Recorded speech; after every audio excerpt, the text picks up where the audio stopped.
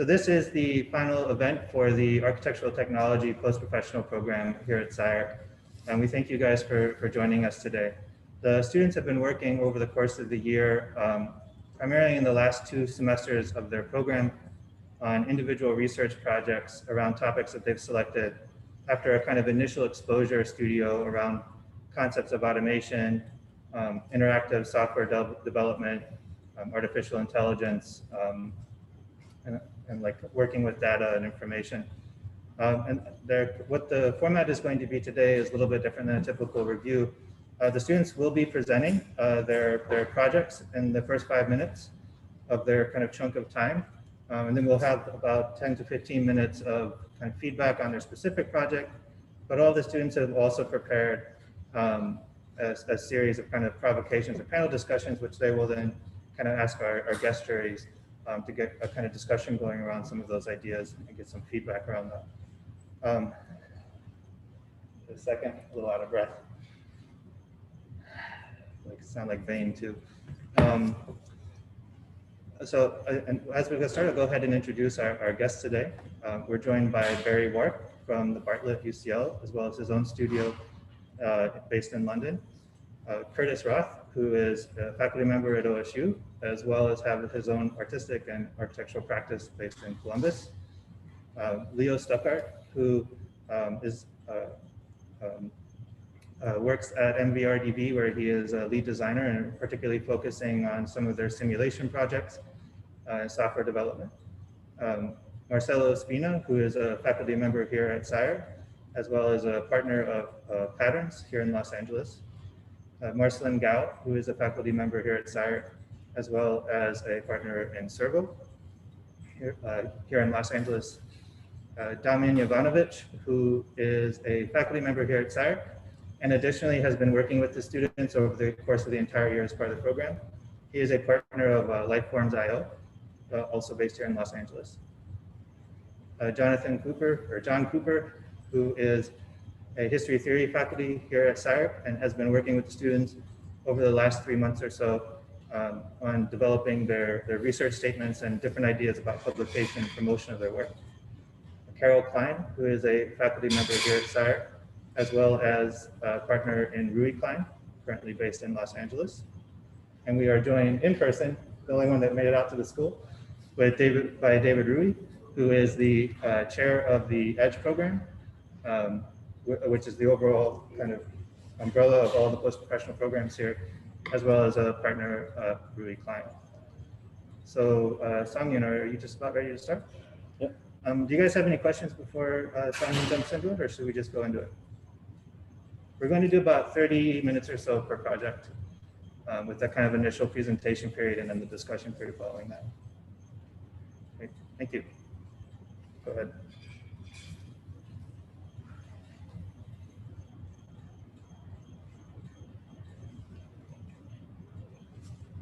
Jess Lecavalier in Human Exclusion Zone said, fulfillment is on the way to becoming a new utility and new expectation of contemporary life. Like electricity, we have collectively become dependent on it, and he expresses the necessary invention of new topology in architecture rather than the attitude of wait and accept that technological momentum runs its own courses that will shape the built environment in its own interest. And if the fulfillment is the utility, how can we integrate it in the building? But what if we can build a community where it provides the services of parcel service and the distribution center in your residentials? That it would be an obstruction to the stack of the system. The integration of the destination of the package with parcel service and the distribution center can reduce the number of checkpoints for the fulfillment. In the advent of cryptocurrency and blockchain, it gives opportunities for them to be a platform where you can operate anonymously, and we can speculate a form of architecture where it can be a community where you can get communal access to a distribution center plus high-density residential complex through the cryptocurrency. The topology is designed for various kinds of agents to inhabit the space and to accommodate the agents. Human agents can get their packages delivered in a matter of minutes. Making agents are constantly mapping the complex with commerce that human agents' collective consumer desires the complex. There are 5 agents in the complex in addition to human categories: domestic, non-domestic, and complex. Domestic agents are attached to a specific unit and have specific working parameters. Non-domestic agents are free to roam around the complex with no limit in the working parameter. Intercomplex agents work to deliver goods from outside or deliver goods from one complex to another complex. Human domestic agent is collective owner of the complex. When they move and they buy a share of the cryptocurrency. When they live in the complex, they benefit from instant shipping from the distribution center within the complex, and their data about their taste, their social behavior is monitored within the complex. The collected data is processed within the complex into statistical data, anonymity secured, then will be used as revenue-making means for the whole complex. The revenue made will be shared with other collective owners equally. Roomba, domestic agent, assist with human agents living and act as black box in case something has happened to the agent that it was following. They can only move side plane if there is no vertical transport. They are equipped with a DE robotic drive unit. Domestic agent is similar to what Kiva is in the Amazon Fulfillment Center, and they are categorized as non-domestic. However, they can only move horizontally without elevator. They are equipped with GPS, an image sensor, UAV, intercomplex agent. It is an air support unit to move packages quickly from one point to another. Equipped with LiDAR, GPS, and image sensor, they move from one complex to another complex. Each agent has different movement type and different levels of access. Human agent space. Other than the main circulation pink tile area is where human agents reside. They are surrounded by a code wall where it indicates the address of the unit. In the meanwhile, the intricate shape of the QR code wall is acting as a fence for the robot for most of the time.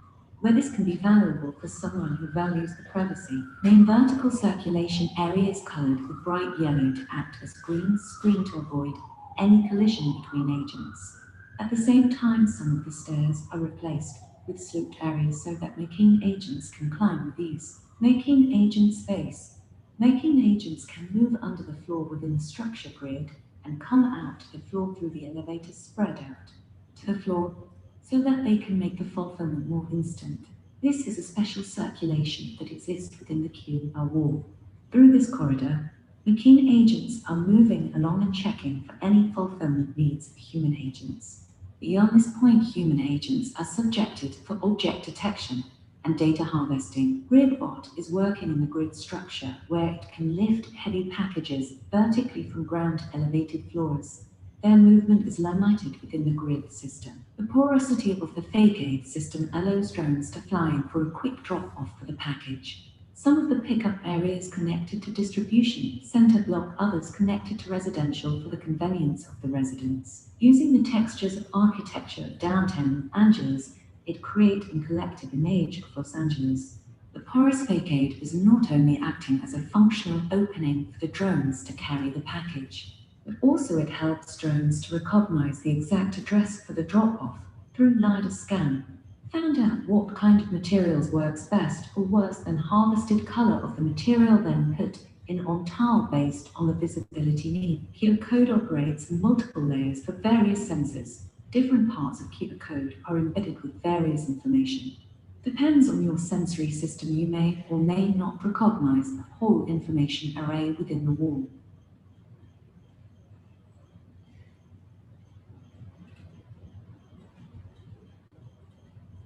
These ideas combined.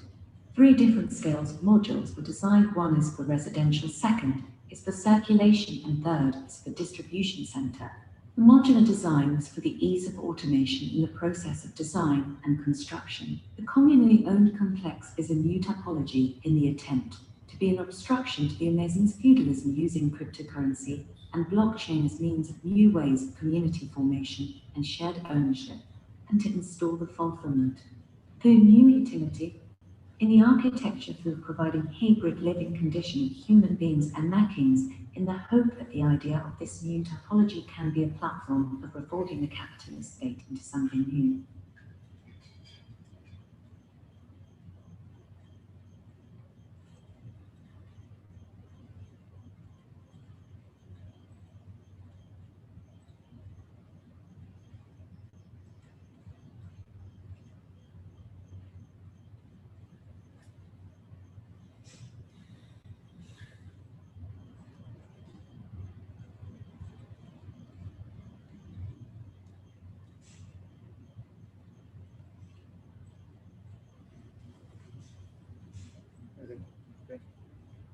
Can you unmute for a sec?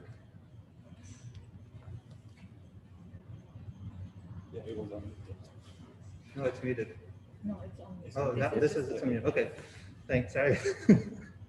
Also, just before we get started with the discussion, I forgot to introduce Sumin Ham, who's sitting to my right, who also worked with the students over the course of the semester as faculty here at SCI-Arc, as well as a practice Sumin Ham design.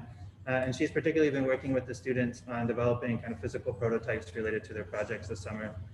So what Sang-Yoon has on the screen right now is an example of that. And we actually have the constructs logged into Zoom being kind of split screen between a LiDAR scanner scan of it and a neural net with just a simple image detection, COCO running on it as a way of testing out, particularly Sang-Yoon's project, how his choice of material and pattern either begins to like obfuscate or kind of create aberrant behaviors with that system. So I think it's pretty easy to see the materiality where like certain materials read as void in the model. And earlier today, the machine thought Sang-Yoon's model was a toothbrush. So at least certain kind of aberrant effects are working, although maybe they're not as dialed in as we hoped, but they're in a pretty interesting kind of starting place. So this is related to that Google-sponsored study you ran a couple of years ago of making facades that are geared towards legibility for machine vision. So Benjamin Bratton and I did a research project around looking at making facades more legible for machines. And Sang-Yoon took on, I think you took some of that research as a starting point, but really we began to develop a whole other series of processes for kind of constructing data sets and analyzing that to produce these patterns, which look very different than the ones that Ben and I produced a few years ago. You know, this may seem a little bit from left field for a second. Let me see if I can tie it into all those. The other day, Graham Harmon and I were talking about just kind of casually out of sheer frustration. You know, Graham, more and more I feel it's difficult to locate ourselves in the left to right political spectrum. And I was just curious if he was developing any political thought. And he made a really interesting observation. Well, I don't, but it's interesting to consider Bruno Latour. And I guess, what was that, Reconstructing the Social or something like that? That our current politics has essentially, it's geared towards some proposition about human nature. Like the left and right spectrum has opposing theories of the nature of ourselves. And he thinks the next politics will emerge out of consideration, not out of a politics primarily about human nature, but about a hypothesis about the non-human. Because the non-human is always conditioning and makes complete politics, but yet our existing political structures never has that foregrounded. So I'm looking at your project here, which is leveraging contemporary technology to really gear the architecture towards the non-human. The human occupations are almost a kind of afterthought, like, all right, it keeps them alive and services their needs and all, but the way this ends up looking as a representation has nothing to do with human meaning, but it has more to do with needs relative to these non-human agencies that nonetheless need representations. So one question I just have is how much of, say, for example, that prototype is purely about the legibility of the machine? And where are you actually making aesthetic choices, which is ultimately for humans, right? Like, what does this mean to us? So, and it's just hard to tell exactly what belongs to what. Interesting. Yeah, I think that's something that I have to think about constantly. What am I designing? Like, what am I designing for? And what kind of effect does it have? Is it more towards like my own sensibility, or is it actually like driven by the machine vision? For example, when I was taking photos of the downtown LA, I wasn't taking every buildings on the street. I subconsciously, consciously taking certain buildings as a collection of images, and then that's from the beginning of the project. It was very much of actually designer's choice. So, but the technology that's used on the the project is based on the machine's sensors and then their logics. So it's more of a collaboration. I don't think that I achieved the full, let's say, the what is it? What's the word? I didn't make a machine that's fully autonomous. It's more about really like I have ideas, and then there is a tool, and then I collaborate with it. So it's almost like working with a new medium, different type of medium. So in that way, the harvesting is always, I think, done by human or done done from the human, but the end result, to go to the end result, I think now we can get a lot of help from the machine, and then there are a lot of interesting accidents. Some are not accidents. Some things completely logical, but then you cannot really understand completely. For example, when you look at QR code, you cannot like think of a website link from the QR code as a human being, but then machine can do it instantly. So there are these very interesting, I think, interplay between the human sense and then the machine sense. I think that's the core of my project. I mean, it's clear like how dystopian it will always seem when you're de-emphasizing human interest for non-human interests. Yeah. Well, there's no way to escape the dystopian kind of feel of that, I think. But at the same time, I think there are reasons to be motivated to do this anyway. Because if we are moving towards politics of some convergence between the human and the non-human, inevitably, I think we would see the marks of that on the surface of architecture. I mean, to say I designed the space so that my vacuum cleaner can have its needs met, more so than my own, would be pretty dystopian. I mean, on some level, but I think we're getting into this other territory where the technology is not some mere trivial adjunct that we could throw away if we wanted to, but it is like the lifeblood of how we live. Then I think something has to be hypothesized about how these two things operate at the same time, even though like there are probably 1,000,001 things to criticize about the state the project's in principle, I do want to support it because it does seem to be a real strong effort to have both operating at the same time. Yeah, I think that those are similar to my initial impressions too. This question about whether there is any architecture that's almost kind of simply or only or purely for the kind of human agent. I wonder the relationship that this architecture has to kind of other architectures that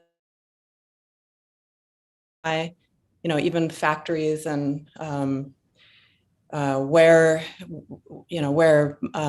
different machines, the humans are simply kind of actors in the field where the architecture is kind of primarily made to kind of house these machines. And it's perhaps similar to that. I wonder though, in these domestic spaces, whether there might be places where the machines can't go, places where the humans only can go, almost escape rooms from the machine, like these almost kind of islands of islands of human space, a kind of place to kind of escape the all of a sudden the surfaces are illegible to the machines.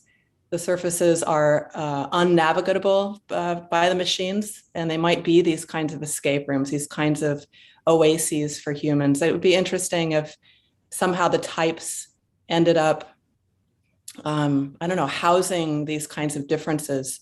It's curious how complex and intricate and it does look like, it looks like the architecture looks like code. It looks like the things that only the machine can read in the most intricate and the most complex ways. So I have similar questions, and I'm curious whether what it would look like for there to be places that the machines can't go, or these kind of kind of escape room kind of logics for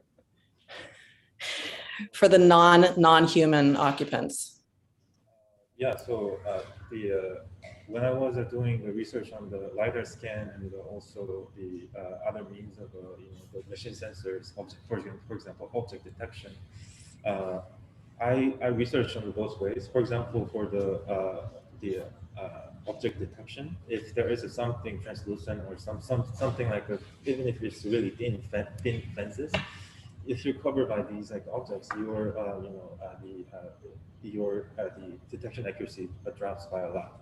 And currently, with the the advancing speed of the technology, I don't know how much we can really resist to that, to be honest. But there are, I think, ways. Like for example, for the lidar scan, like if you use the glasses, lidar is based on the light sources, so you cannot measure the depth correctly. So there are still some rooms for designing these like almost like a the shell that you can hide, but I don't know how let's say productive that is. If and it's for my project. For me, I think what I was interested was actually having some sort of a neutrality. I'm not just 100% pro machine or pro human.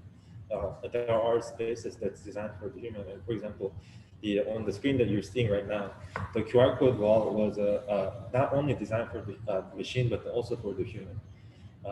Because it covers up the human area, and from that you cannot you cannot be detected by the mission agents that's moving around. So there are some devices that you can deploy, but I didn't for my project. I didn't want to push to one extreme to another extreme. It was more of I wanted to do a project of a revelation. What kind of a situation are you going to be in if you set the conditions that's going to be, when every agency equally treated. It's funny. I was really struck. I love the fact that you were using the machine trained voice for the presentation, because the words that it was not pronouncing in a way that was familiar to me were machine and facade. So there were these moments, really funny moments in a way, where I was, sort of looking at what was written on the screen and then like, that's what, and so it was really displacing me. And I'm wondering, are there moments, architectural moments that might parallel that, where the machine is definitely privileged to the point where I approach things that I would otherwise know in certain ways, like the word machine, when it's pronounced as machine, I really was displaced. And so I'm thinking, are there doors or windows? I mean, I'm seeing it a little bit in the way the furniture layout, like the oblique, the sort of relentlessness of the oblique wall structures, and then the tables that are based on an orthogonal logic that just seem to create this kind of strange kind of tension between who are these items for. So I wonder, are there other moments like that maybe you could just point to? I think it's really amazing, really fascinating. So for this, I think I have to wait for a moment, but it will come. So this is showing the human agent space, and then the next one is going to show the machine agent space, and then there are, even though one is on the left and then the other is on the right, there is a mixing of the two programs. And on the stair, the main vertical circulation space, where you have to climb up to the ramp, like there is a moment of a crossing where human agent needs to go through the QR wall. So it's a moment of interaction I designed through these like processes, and this sort of interactivity between the human and machine. We now think that the machine is just an enemy and something that we have to be afraid for. But maybe it's just because it's a new thing. Maybe it's going to be norm. We never know. So I guess in some ways I'm hopeful about it. I don't think it's at least from my opinion, if I stay objective, trying to keep a distance a little bit, I think it can be neutral project. I don't know if that if I answer that if I answer your question. I wanted to start by saying that I was really impressed with your project, particularly the mock-up. I think it's really great to see some physical things. I'm going to just try and ask two very specific questions. The first one is about the building and the urban environment, because it's designed in a way to have lots of voids in it. And I wonder what's driving that, because ultimately if this was Amazon, they would probably build one big box and then wrap the outside in the kind of human, because humans need light and robots don't. So I think the urban form and how that's been generated using your technologies is quite interesting. I think maybe you want to say something about that. The second question that I had, and maybe this is sort of uninformed, but it takes a lot of resources to build a building, and it's a lot slower than technology moves forward. So what happens if, for your architecture, if the way the machines see the world changes? Because then you're left with this building for its qualities as a piece of architecture, not for how a machine sees it. So I wonder if you wanted to answer either of those. So for the question, for the first question, when you were saying the voids, were you talking about the in-between spaces between the strip to another strip? Yeah, exactly. So if you're a developer, you would maximize the development potential and you would just put as much in there as possible. The reason that we put voids in is to get lights in for humans. So I think this kind of balance of void and mass between is that, I don't know if that's not a human, non-human conversation, but for your distribution center, it's inefficient. So this kind of what you're wrestling with it as a building between the human and the machine, let's say. I wonder if what is defining that balance for you at this kind of urban scale? I think I mean, you can jump in, obviously, but I think there's also a little bit of representational issue. The primary distribution center, if I'm correct, is on the ground floor, and it essentially is an uninterrupted box with truck stops, but maybe it didn't show up here. I think that the elements in the upper floors that are for the machine are more about moving goods from that larger warehouse up into the residential space, right? Yeah. So so this site specifically is located in between two highways and then the railway. So the first floor is connected to the railway, and there are some roads coming to the site from the north and south from the interstates. So I wanted to keep them enough room for the workspace, and that's mainly why the first floor is quite porous. But when you go up to as a tower, it is actually quite the high density. And the reason why I wanted to have the porosity is that to ensure enough sunlight for the residential units. If you can see my plan, the residential units are always placed on the outer edges of the building, so that they can get the sunlight. So that's another thing. Maybe I don't know, not to be the black sheep of the critics, but thank you. I've seen your project a couple of times already, so I think it's great. Congratulations, you did a beautiful job. And I also, every time I've seen it, you've changed it, and every time I've seen it, it looks great. So I feel like kudos to you.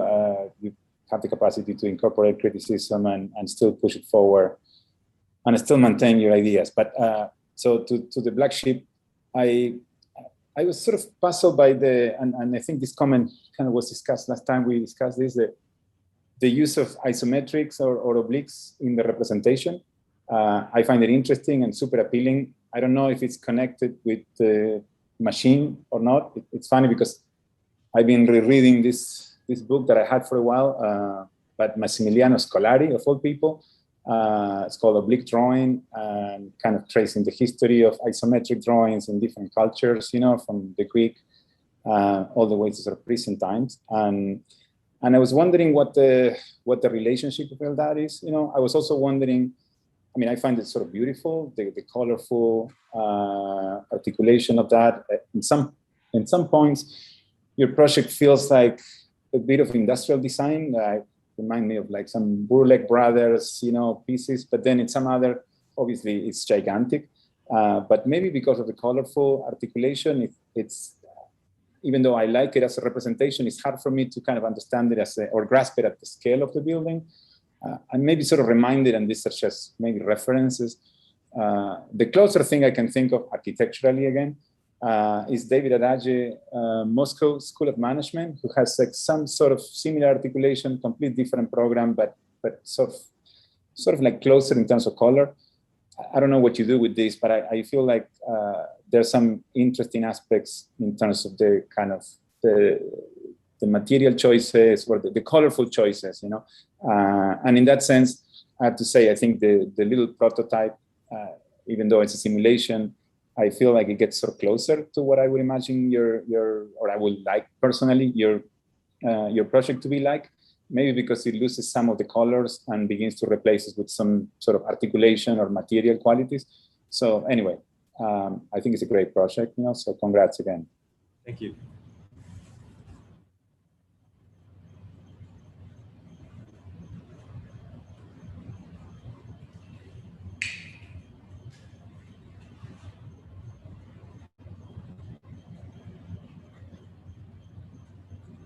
Hey everyone, can I also, I think I have like maybe two questions in different directions. First one that I thought, first of all, compliments. For me, this is quite new compared to what we do in the Netherlands. Maybe the first one is, I thought it was interesting to see how you talk about the project or what kind of narrative you develop, which in comparison to then the spatial result of the design, where I had the feeling that there's quite a strong precision in the actors that are inhabiting this complex and in their requirements. And then in the building itself, it feels like it becomes very organic and appropriated or more generated, like less precise maybe than a factory design. So is that, how do you imagine that? Is it something that gets modified and it gets changed by these machines, or is it only merely interpreted by them? That's the first one. And the second question is that I can't help to think that I get the feeling that it is designed very much from the starting point of the factory and trying to inhabit the factory with humans, rather than, I guess, like the current trends are maybe going more the other way around, that we train machines to design, to understand and read our environments as they are designed for humans. So mainly I was wondering on that level, what kind of other actors, maybe more from the residential or from the human quality, could you imagine? Because right now the robots are all very functional. And if we're talking about non-human actors, like is there also space for leisure, entertainment, plants, animals, and other less logistically driven actors in this complex? Thank you for the question. So to answer the first question, I chose this like a giant site. I think with this giant site, I wanted to automate the process of construction, and design and construction both. So that's mainly why it became it started from the module, and then I developed them to be more diverse and then have various types of the connection and then the composition. So I think that's mainly why. I think it will be very interesting to tackle this the issue with a little bit more smaller scale, because that way I can have a much precise decisions on the each moment, and then that way it can be more designed. I mean, it is this project is also designed, but it's a more let's say precise moments that I can design. And to answer the second question, I think that bringing the other agents, I think, would be very interesting. The challenge because there are a lot of agents other than the machine and human, like, as you said, animals and birds or fish, like there are a lot of things that's, on this earth. And then what if we design for this thing? What if we design for this thing? And then how can you combine these, how can you fulfill these two groups of agents needs in one building? I think that is very interesting. Yeah, the challenge, and I think I would definitely want to try that in the future.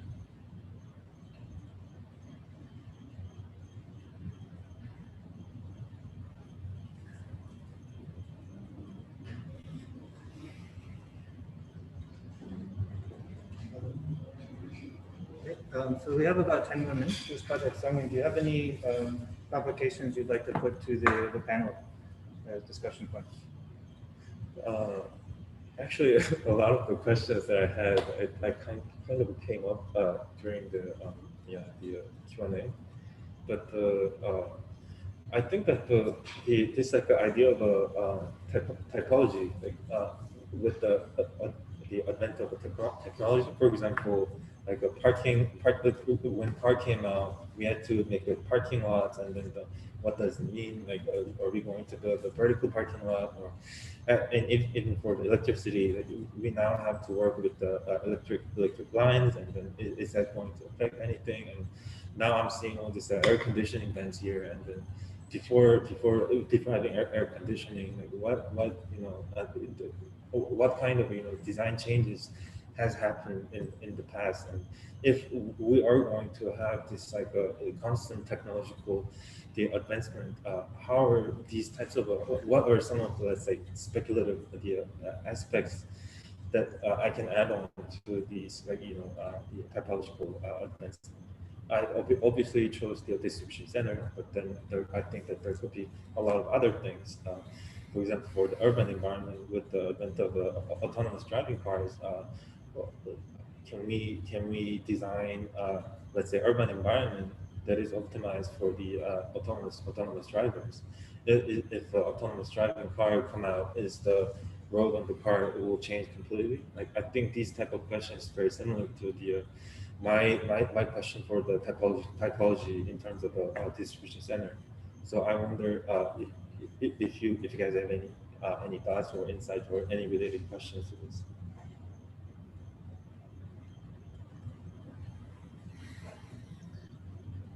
Sang-In, maybe I can just offer something, maybe returns to something that David was saying earlier. I don't know if you know the poem, All Watched Over by Machines of Loving Grace.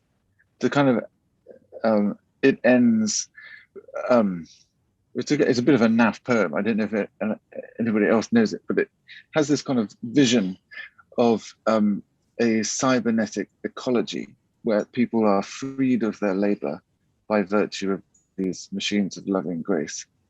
And because they no longer have to work, they can return to a anarcho-primitive existence with their brother and sister mammals in the forest. And this kind of primitivist return to nature is made possible by these machines that look after the people. And I mean, I think it's like quite a precise, perhaps like misguided vision of a certain kind of governmentality that exists by virtue of a kind of a machine infrastructure. And I wondered, for you, in the system that you've set up, which I find is like really convincing as an infrastructural system, like what you've presented of it, like it seems to me it's credible, it's believable, so credible that it then raises to me the like profound question of what are the governmental effects of this system, whose reality seems to me almost unquestionable. I mean, its particularities, whatever, one can kind of quibble about them, but I feel that you've convinced that this kind of architecture would emerge. And I feel that you framed the whole concept with the idea of fulfillment. And it's not fulfilling a cybernetic ecology, return to nature, anarcho-primitivism. but is it fulfilling like an even more instrumentalized version of the present, in which every aspect of people's lives are interpenetrated with like the market of commodity exchange, in which case there's a kind of troubling distant set of superpowers who control the machines? Or is it all this, there's something that you started to uncover in this like idea of the crypto community, something of like a decentralized network of interlocking agents who have in some way taken possession of the systems that control their lives. And that there's a sense of, basically, I guess I want to ask you, like, what is fulfillment? Is it just getting your packages quicker, or is it some like deeper sense of like life fulfillment, and of what kind? And I don't know whether you have a kind of inkling of where you want to position that. Yeah. So when I it's quite recent that I learned about the cryptocurrency in depth, and I didn't know that there is a community for the writers for the cryptocurrency. So like if you let's say buy a cryptocurrency of a certain kind, you can join that the writers group, and then you can publish like NFT, the writing pieces in there. And I thought, oh, like that actually sounds pretty amazing, because a lot of people want to publish, and then the cryptocurrency is a way of funding that their collective projects, and then you're becoming part of it by the small let's say investment. And then of course for the case of architecture, it would be a lot more the investment. But then if you're given with the let's say the constant revenue stream from the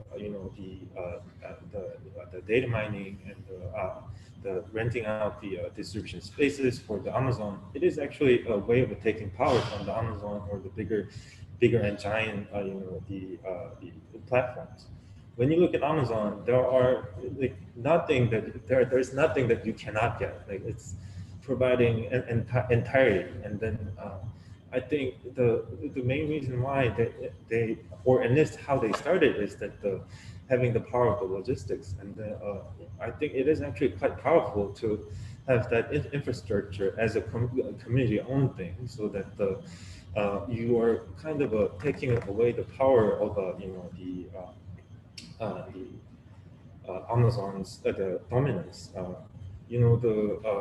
Recently there was I forgot her name, but this young person who wrote about the Amazon's antitrust, and also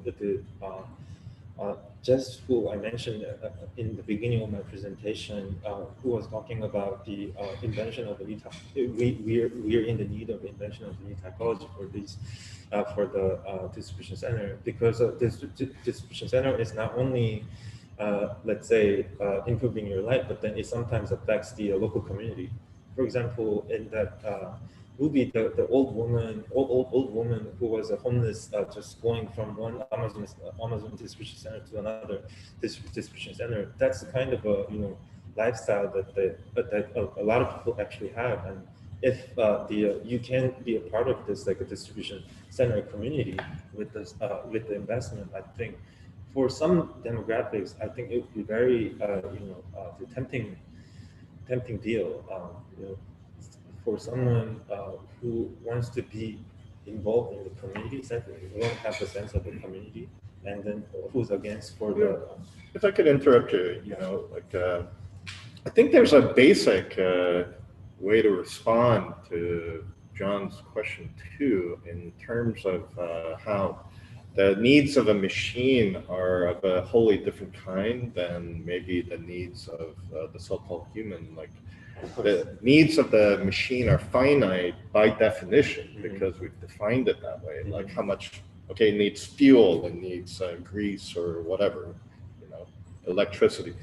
But I think knowing John a little bit too, and his politics, maybe there's another kind of need for maybe cheesy way, we could say freedom, but maybe in a more interesting way, we could say a need for deviance, need for breaking rules, need for doing things against the grain.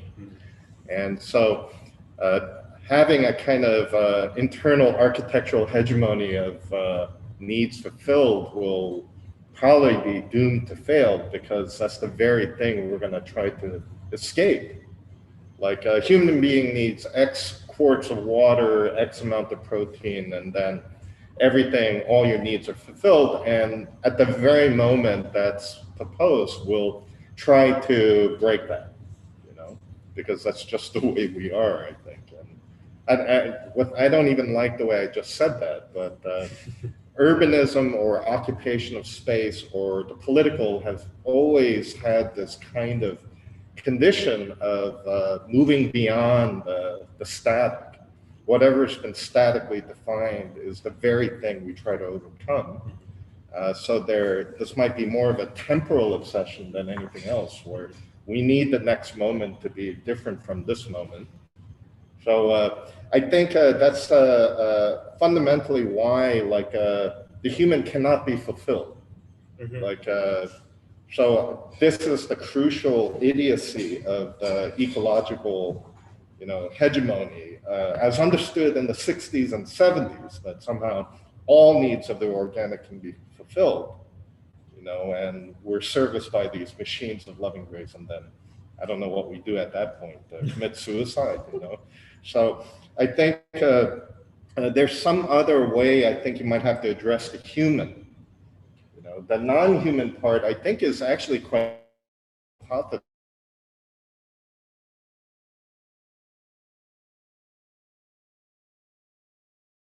Yeah, I mean, I think the non-human component, particularly this project, I think when we'll see later others, it becomes a much more complex issue. It's like a system outside of our control.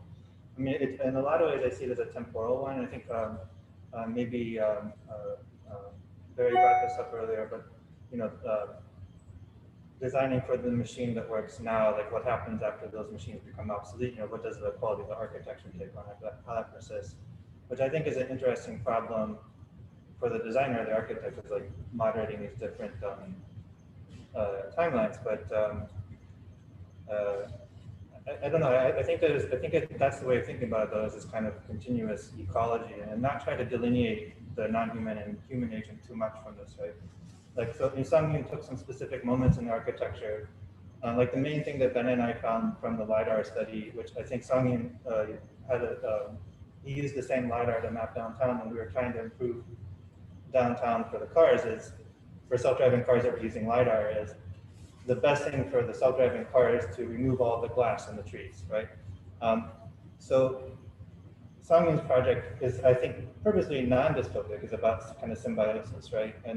And so when you look at his construct and you compare the kind of image on the left to the one on the right on Zoom, there are kind of portion of void in the construct, but when you compare it to the actual amount of transparency in the object, it's much less. Because he was looking at how do you like mediate the fact that, you know, as a human occupant of architecture, like we want this kind of transparency. Daylight's a good thing, trees are a good thing. For the LiDAR, it's not a great thing, right? And so I think kind of regardless of how that the machine kind of performs at a certain point, like the real thing that happens is then a kind of new prosthetic or aesthetic paradigm kind of introduces itself into the architecture, which then can become encoded by the discipline as we move forward into something else.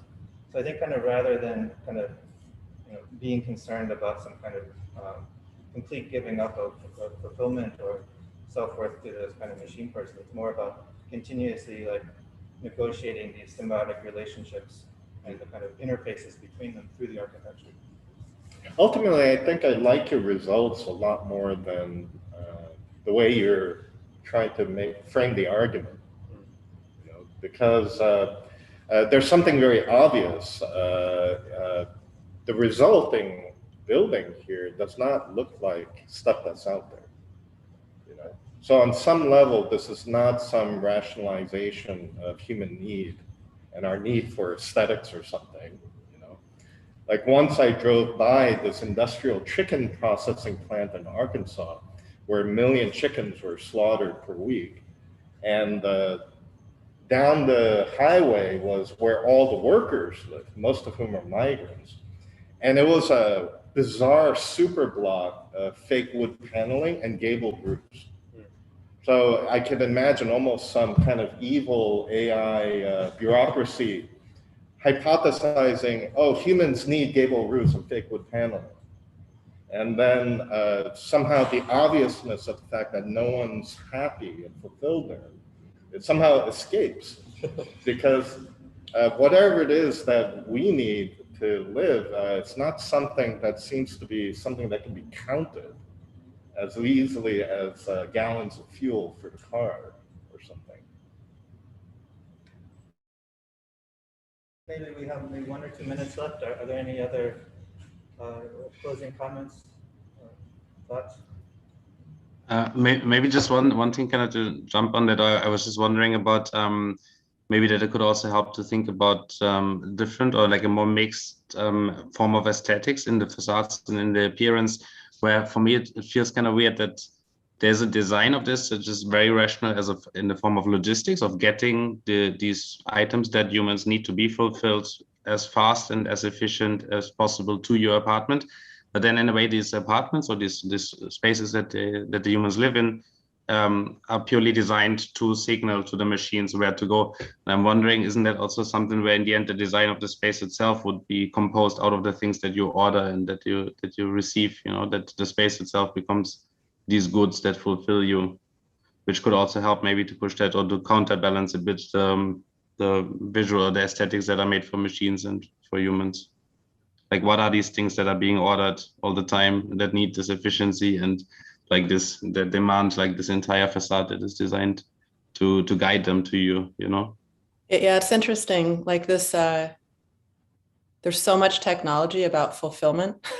There's a lot, right? When really you kind of need a smartphone and Amazon.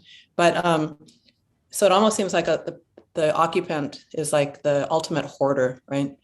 So you imagine that there might be this other kind of pathology associated with this kind of place, this hoarding pathology. And that's almost like the human, it's almost like that's where the human kind of carves or builds up it's his, her own environment, but it becomes an environment of kind of hoarded, fulfilling stuff, perhaps. It starts to obscure the surfaces that the machines can read. It seems like this weird, like over time, there'd be this weirdly difficult kind of conflict between the stuff and the surfaces. And it would be so curious to kind of see how that played out in a way. Yeah. Great. Well, great job, Sami. Thank you very much. I think that it's a great discussion around the project. We're going to, so one of our students is remote and calling in from China. Evelyn, are you here? Did Evelyn? Oh, yeah, there Yes. Yes. Are you ready to present? Yes. Okay, go ahead. That's on YouTube. Carol, your head is very large on YouTube right now. Oh, that's because it's on. Yeah, it's on a little bit. Can you see my screen? Yeah. Simon, can you slide the graph? Okay, you want to switch? David, you can do good switch. Yeah. Okay, I'll DJ the. Oh, Simon's got it. Okay.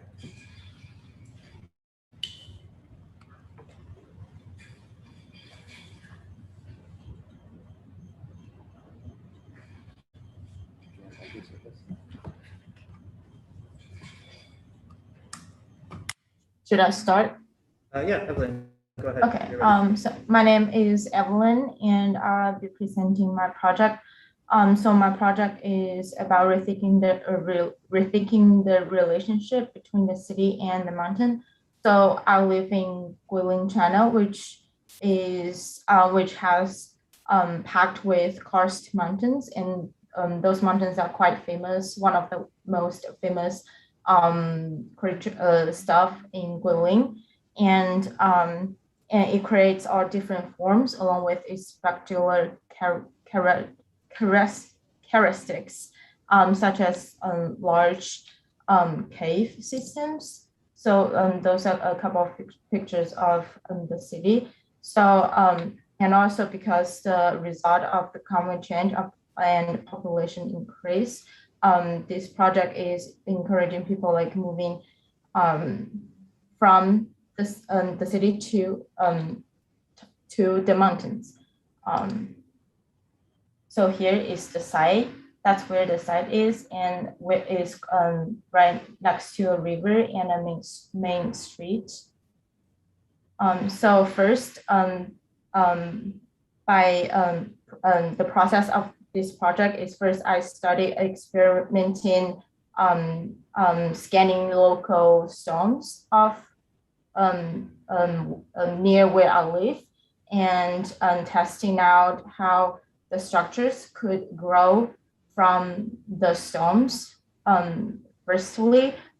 vertically and horizontally. So those are some of the experiments of how the curves could grow from, and then structures also grows from the storms vertically and then move to the mountains. This is how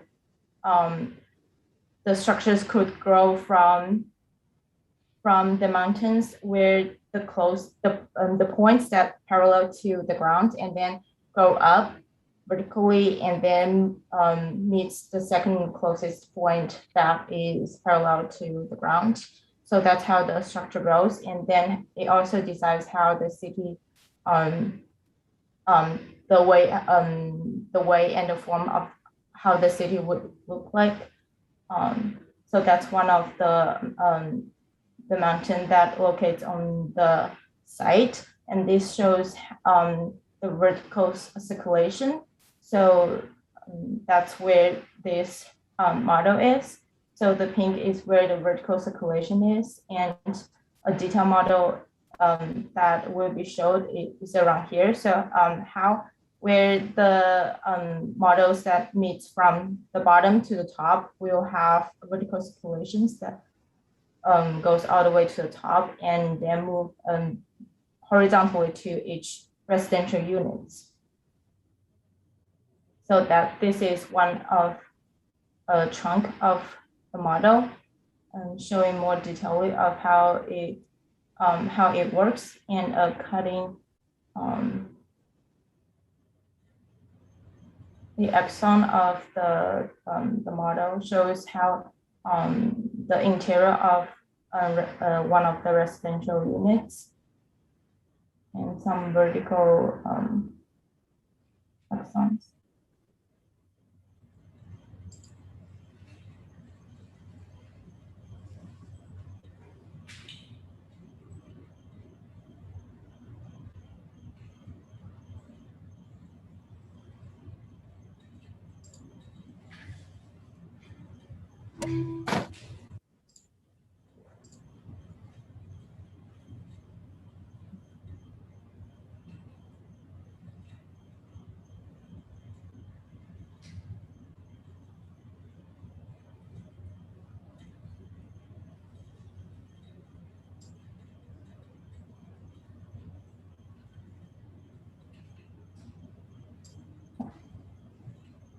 Thank you.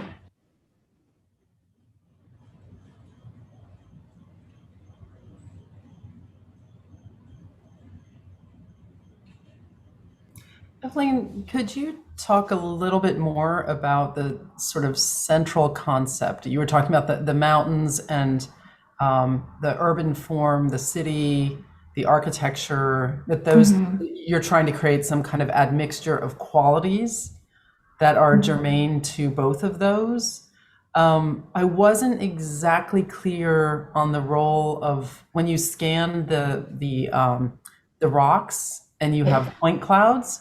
Maybe you can talk a little bit more about, like, how did that kind of procedure affect the concept of this admixture?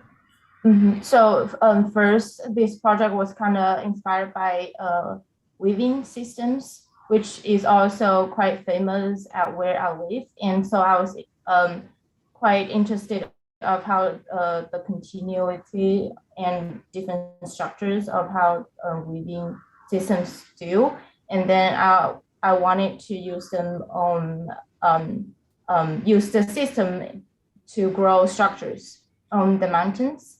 So I first started scanning smaller, like those are like smaller scales of stone, so I can actually scan with my phone. And then I was testing out the automatic growing systems on the stones. So those are the tests and experiments of how the structures could grow from stones. And then I moved to large mountains, larger scale. Because it seems then that there would be an argument about a sort of shift in the way that tectonics would work, that the logic of weaving versus the logic of the point cloud, the distribution of those points having to do with, you know, the presence of a device for a certain amount of time, kind of capturing that data, that those two kinds of different logics would then be present in the tectonic that you develop. And I guess maybe if you can go forward again to the project, an image of the final project, we can just see. Can you advance to an image that shows the final? Which one? That your final project, the last things that you showed, or maybe the one on the map. Yeah, something like this. So I guess, yeah, I'm just trying to discern the sort of the weaving logic versus the distribution of points, the way in which those things are maybe playing themselves out in how the resultant architectural form, how it looks literally. Yeah, I should have put some of the diagrams that I did for the weaving. So the weaving systems in here it has two structures. So it first has the basic base background structure, and then the second structures, it grows in and out through the base layer. So in my project, so those are the first structure that is similar to the base structure of the weaving system, and then the envelope of the whole project is actually the second structure that grows out of, grows from. I don't know if I mean, I guess what I'm trying to get at is sort of a thesis about what then this does to architecture and the sort of human presence in architecture. Does it in some way disrupt certain conventions? Does it, because you sort of showed the final project, but then I'm just trying to, you know, ask for some reflection on that. Like, what do you think it's doing to those categories of architecture, landscape, the notion of a site, and the way that a site would conventionally accommodate a piece of architecture? And here it's almost, it seems that your ambition is to break down that dichotomy, but then I'm wondering why the choice of even how this is rendered, that all the architecture parts are shown, you know, in this kind of off-white, and the mountain is rendered as the sort of rock texture, green texture. It seems that you're kind of still maintaining that distinction. And I guess I'm curious about why that would be. And I'm also wondering if, you know, right now the sort of weaving logic of these things is sort of additive, it looks like, and perched on that, that mountain. Whereas I could imagine this could also be implemented partially as a subtractive logic that might begin to carve and cut away. And there might be like a whole discussion of cut and fill and extraction and the movement of earth and what that would imply, and how those processes are always part of architecture when, you know, of construction. I think that could be sort of a fascinating avenue to explore.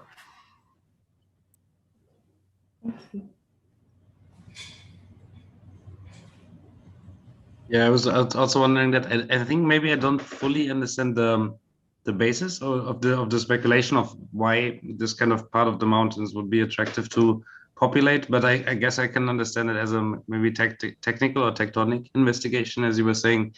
On that level, I was wondering, wouldn't there be some kind of differentiation occurring as you go higher? No, I mean, like especially if these are tall mountains and you have thin air on the top, and you have like maybe more habitable zones lower towards the valleys. Like right now, it feels like it grows quite uniform in the midsection of a mountain, and you in none of your simulations you like reach the top or the peaks of the mountains. So is there some thoughts on how this could maybe be differentiated? Like how would you connect it to cities in the lowlands or in the valleys, you know, like the transition points and so on?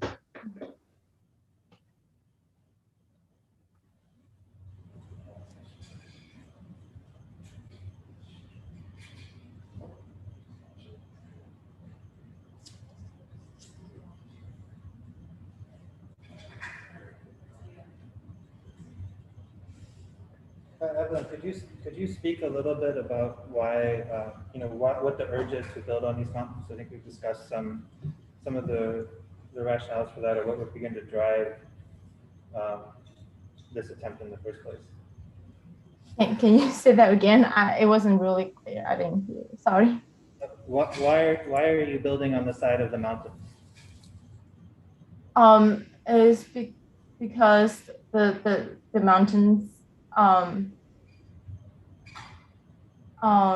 So I first decided was I live like really close to where the mountain is, and the mountains is one of the most like it's unique in China, and it's one of my city is really famous with the mountains.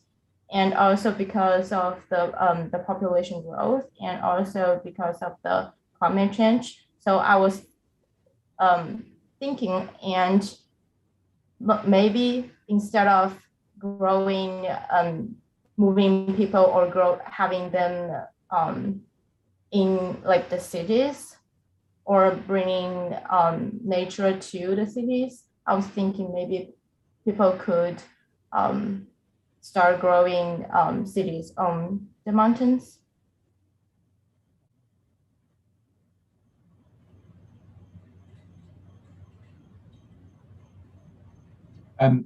Thanks for the presentation. I've sort of just been absorbing the comments and just trying to like think through. I mean, let's say I'm on board and we're like, you know, we should build a skyscraper on the side of a mountain. Like, why not? Like they built cities in Turkey and Cappadocia into the mountains. So it's a kind of could be a thermal question, et cetera, et cetera.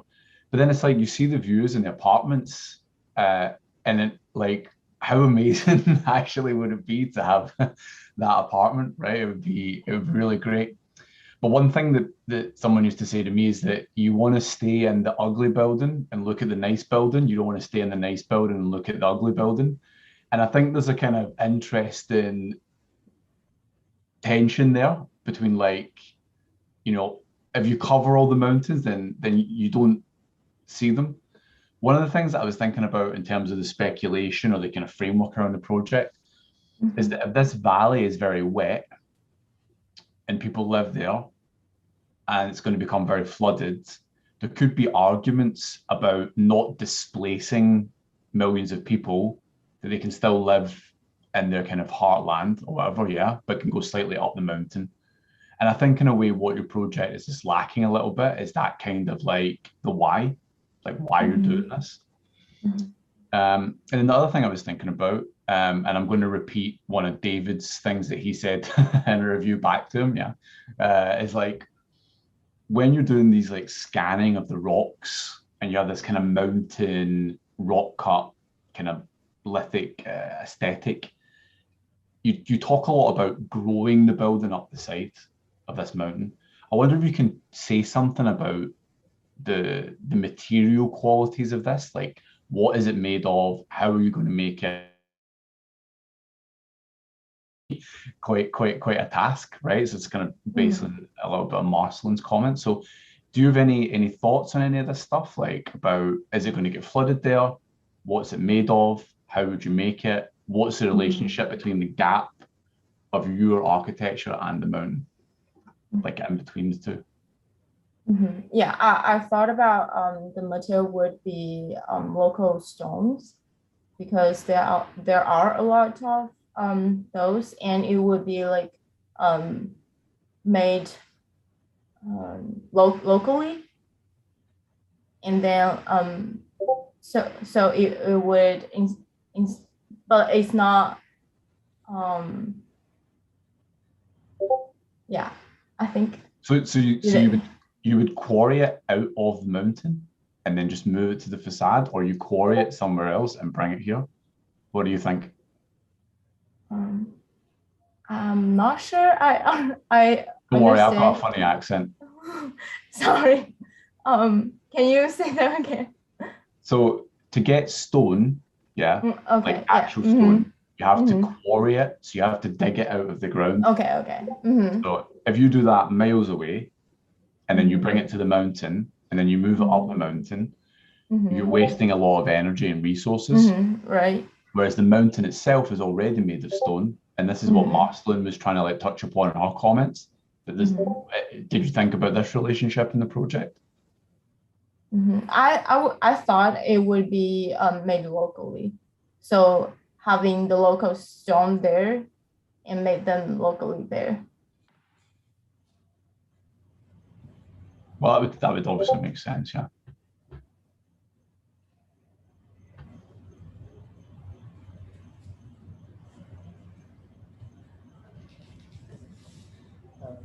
I think maybe we have 2 more minutes or so left for this project. Do you have any more comments for this one? John, I see that you're calling in from the British Museum of Pottery. Yeah, that's where I am these days. Well, I mean, maybe just to follow up on Barry's point, I feel like this project has so many unexplored avenues. Like it's really kind of rich, and I think it's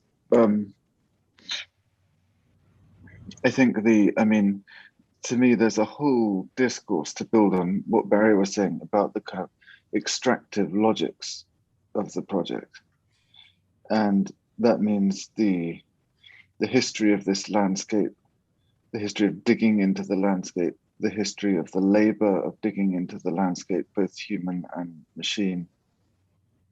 And to me, that's a really important like kind of social narrative that you would put on your project, which at present you're kind of not explaining.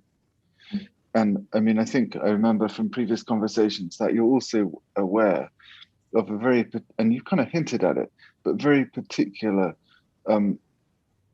local histories of extractive, of a kind of cave architecture that is both extractive and additive. And to me, the project is, I mean, Barry mentioned Cappadocia, you could refer to the kind of this global transnational history of the subtractive and the additive happening simultaneously. And I think you could make really strong arguments for why this lesser known history of architecture ought in fact to be the horizon of architectural futurity and survival on planet Earth right now.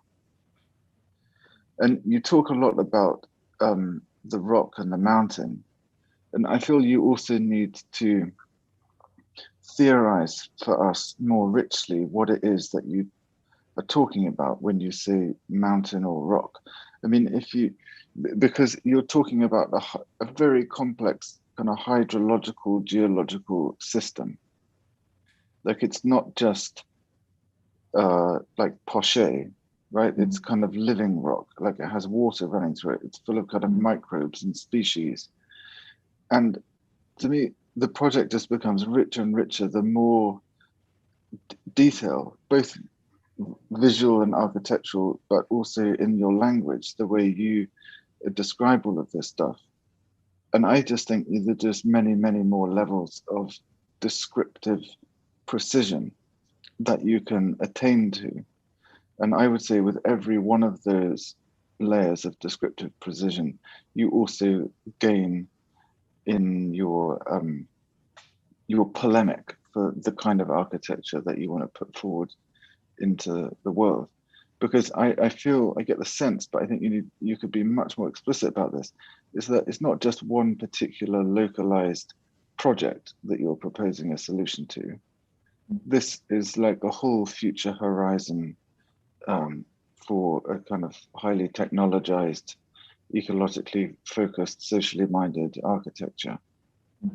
So I think the project can sustain much greater polemical load than you are presently choosing to put on it, even though I know that a lot of it is there in your consciousness.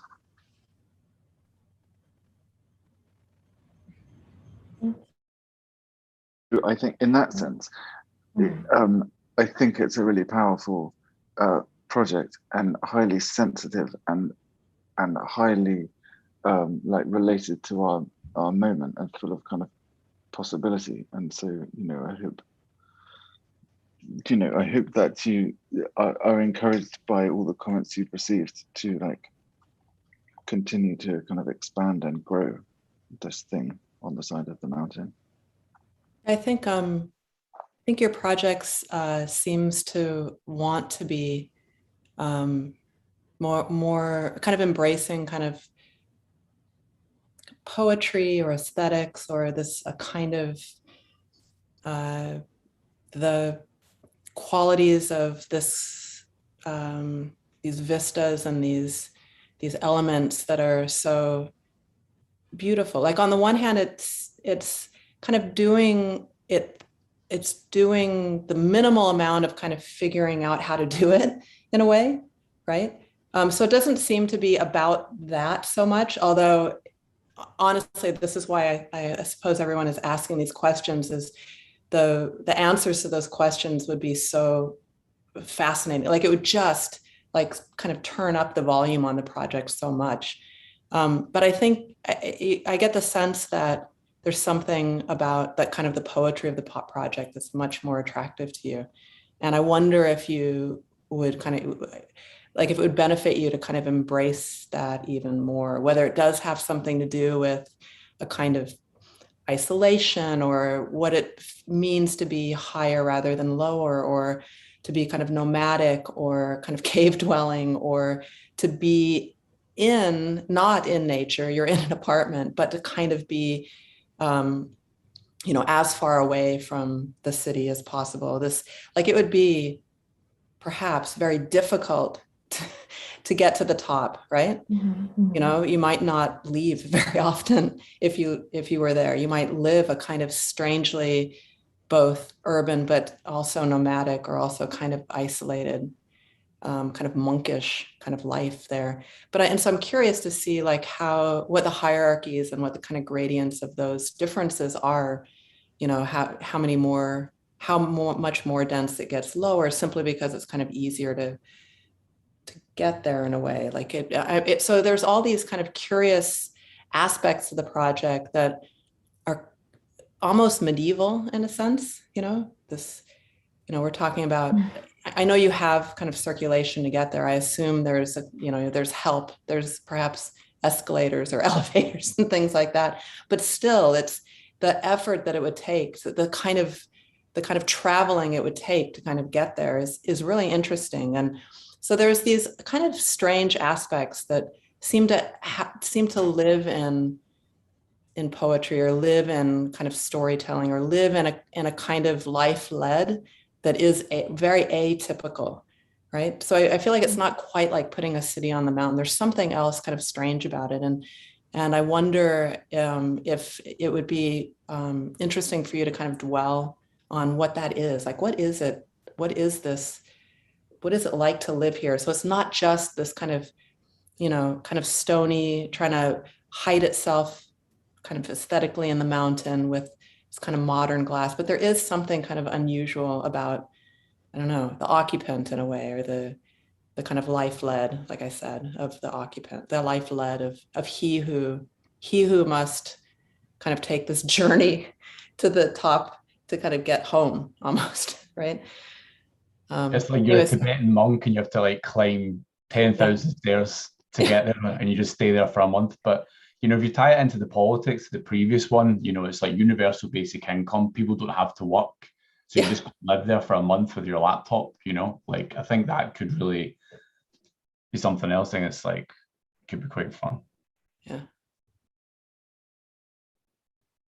Maybe just looking at this image, just one thing I'm wondering is that we're talking a lot now about the structure that grows on the rocks, but there's also something maybe a bit confusing to me about the choice of the rocks themselves in the process of scanning them, because of course they've been blown up now like 1,000 times or something. I guess they were like rather small objects that you like photographed and reconstructed. And compared to the mountains in the background, of course, the geometries or the shapes are quite different. So it almost feels like they're also man-made or part of the structure or part of the project.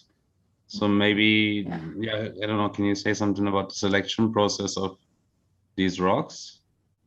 Like,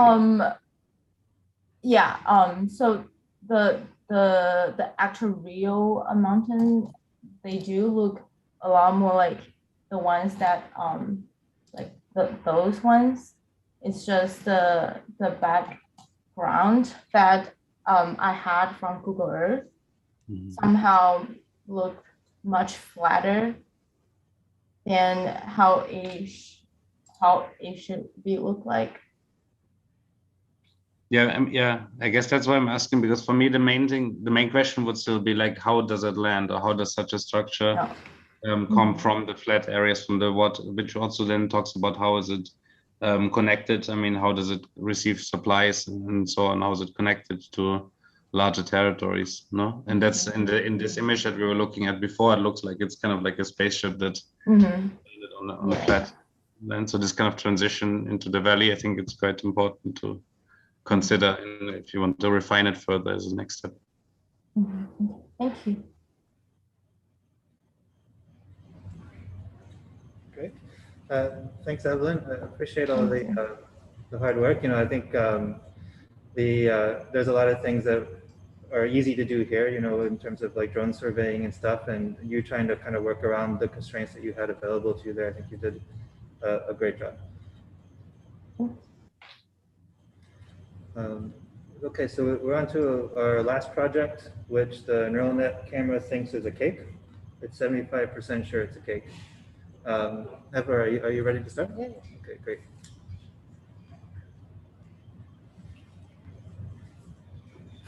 Okay, so my name is Eva. Maybe I'll start with a quote from Donna Haraway's Staying with Trouble. Trouble is an interesting word.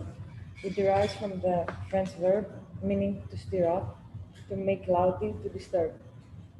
We live in disturbing times, mixed up times, troubling and turbid times. The task is to become capable with each other in all of our bumptious kinds of response. So I started thinking about the concept of maybe integrating wilderness into urban landscapes as a way to maybe rethink public spaces. And drawing from the vision of Edward O. Wilson, Half Earth, which is about separating the earth in two parts, one for preserving the nature, and let's say nature, and the other containing human activity, where human activity happens. I started thinking of a wild building inside the city, and that maybe tries to redefine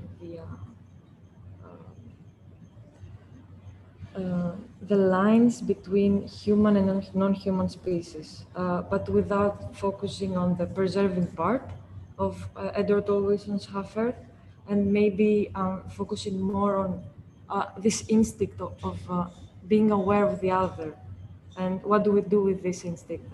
maybe should we start as symbiosis as a means of evolution, or maybe it's a speculation of what could happen, could be evolved to something else, or maybe we would die. Um, so maybe it would be catastrophic. That's what I mean. Um, and introducing this Terra building into the city, for me it was a process of understanding California's different biomes and capturing them, their forms, their characteristics, and working in a Californian context, it is important to maybe understand and peruse the California's ecosystems. There are a lot of ecosystems, from grasslands to desert landscapes, and it's one of the most diverse. So that's why it was very interesting to me working here, being in LA, trying to build this building in the middle of the city. So yeah, it's one of the most diverse ecologies, and and it stays intact with like very little irrigation. It's an amazing. It's amazing how California's wild landscapes exist. Yeah, even if you think that there is no rain like from April to November, and yeah, so how do we start visualizing this wild building into the city? So this is a process of capturing different biomes and collecting satellite images from places around California that the ecologists that I mentioned before live. And I specifically worked with satellite images that measure moisture index. So which plants hold the most water, which plants are dry on the drier side. And yeah, maybe I'll go back a little bit. So I trained some networks to read and create, to use them and read and create different coherent spaces. And using these images, I created an anatomy of this building. Especially if you consider I was using an MRI software to try and create the form of how could this look like.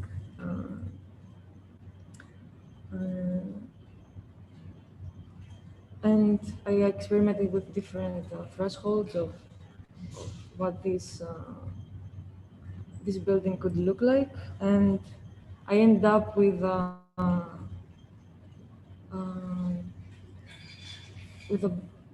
this main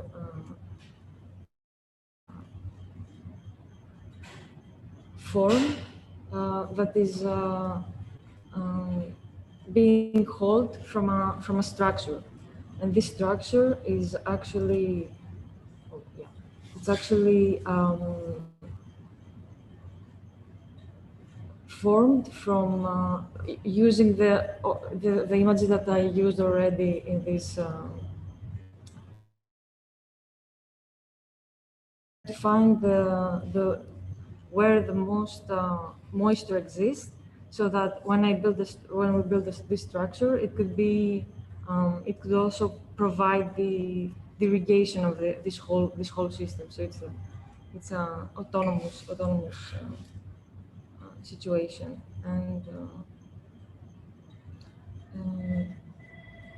and by finding this exact point where this irrigation happens, I try to visualize how the watering of each one of these slabs could happen. So we're talking about slabs of landscapes in the city that introduce the wilderness. And the structure that holds it. And for me, using the landscapes or trying to understand how these landscapes look like, the ones that we're reading and the ones that then we are recreating. So there's a difference there. I was really interested of how this could be start being built. So for me, it was important to use the site, the landscape that I had to actually create, to cast the molds for each of these labs, and then to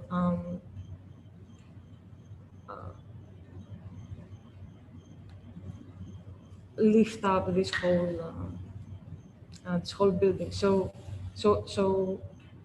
when I was trying to build my actual construct of this, I tried, of course, I tried to use AR software to try and imitate the image that I created from this process. And then with that, with my hands, I tried to carve and excavate all these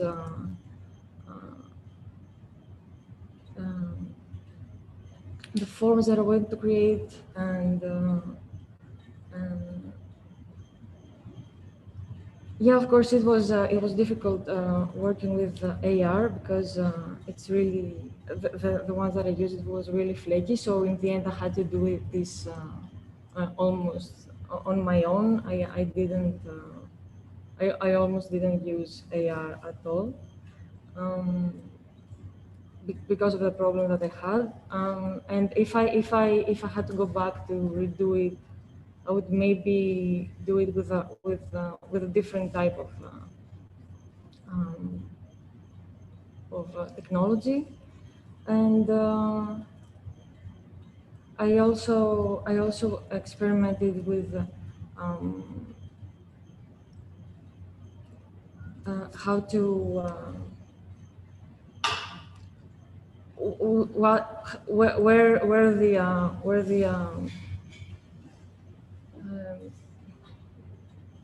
the ecologies would be located in each one of these labs. So I trained a neural network to read some satellite images, and then I projected them into one of the slabs that I casted. So this is what it would look like if an AI would imagine this, how this slab could look like in a built environment. So in the end, where I would say my project stands as this wild building in the city, it maybe could be a step before geoengineering, before trying and not reversing, but changing the climate. Because in order to do that, maybe we should think more of the social structure of what's happening right now, and maybe we should be more considerate of the ecologies that exist with us, among us, but we don't really pay attention to, and that's where my instincts come from, and that's what my building is all about. How to introduce wilderness into our lives, and that's it. Thank you. Did you look the video? Yeah.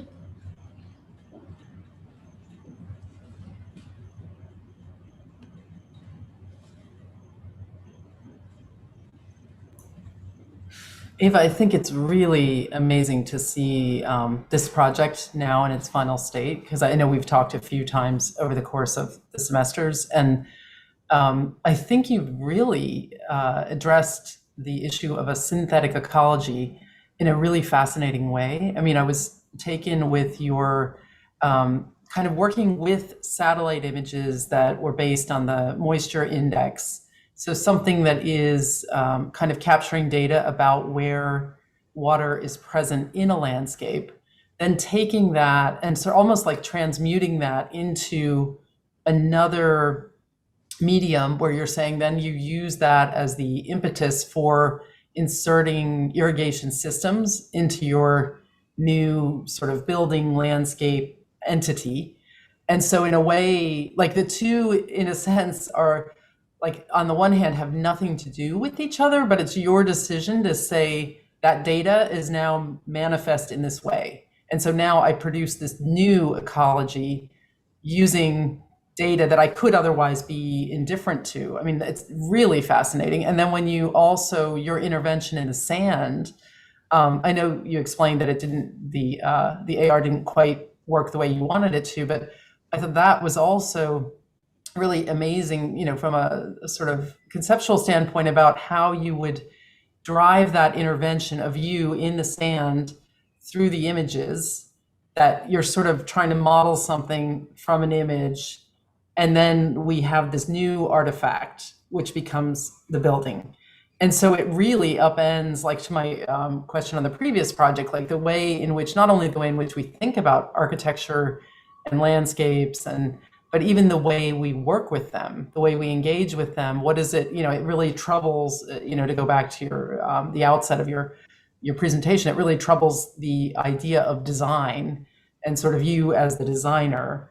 And in a way, you're someone who's kind of making, you're sort of intervening in different ways in the world with this sort of set of diverse entities.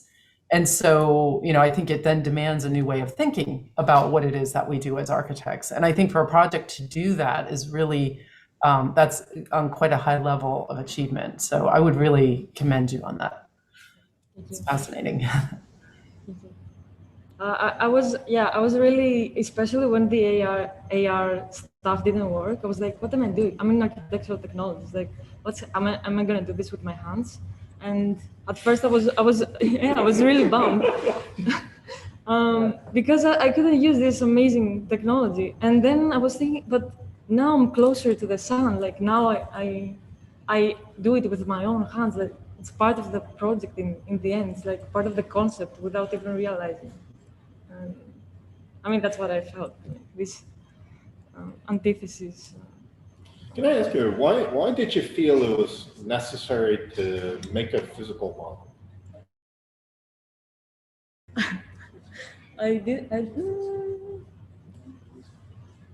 Now I feel that it was necessary to, at first it was more of a, oh, it's an architectural project, it should be built, how do we build this? Let's construct it this way. But now that I did it, now I see that it was really important for me to do it, to go through this process of. Well, I'm not implying that it was not important. Oh yeah. Okay. I'm just more curious. What do you think was important? Because I think no one can really debate whether or not we say this was important, but the more interesting statement is why it was important. Yeah. So you're stating it was so crucial and to some degree meaningful to get your hands in the sand, but ultimately, what did it actually provide for you as knowledge or insight or methodological innovation, or like what did you actually learn from it? Or I mean,